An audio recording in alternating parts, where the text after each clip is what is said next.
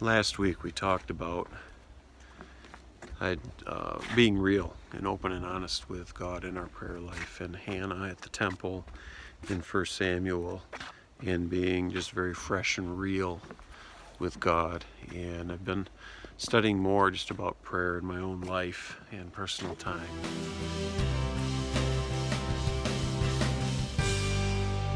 This past week, one of the passages I read through was Psalm 139.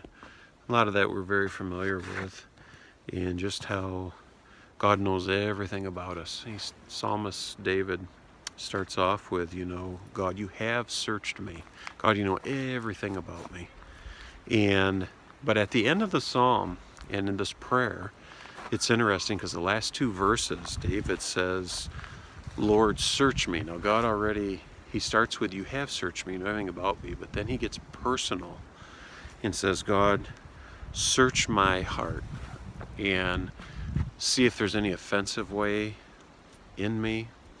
And he gets totally real and exposed with the Lord, and for the desire to be right with God and to make sure there's nothing of sin that's hindering him, that he's really pursuing to have a righteous relationship with God. So that's what one of the things I've been wrestling with over the last week and just meditating on and praying through is with being real with the Lord, but also being, God, search me. Because when we put that out to the Lord in an honest cry to, Lord, tell me, speak to me where I'm not right with you, he most certainly will answer and respond to that. And then it's up to us to be willing to follow through and mean that and deal with whatever it is in our life that maybe we're not right with the Lord about.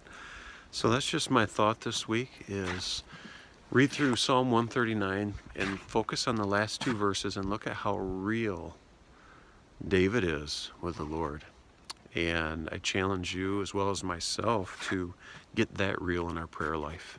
Get that real with exposing everything to the Lord in our desire to grow in our walk with Him. So make it a good week and spend time in God's Word.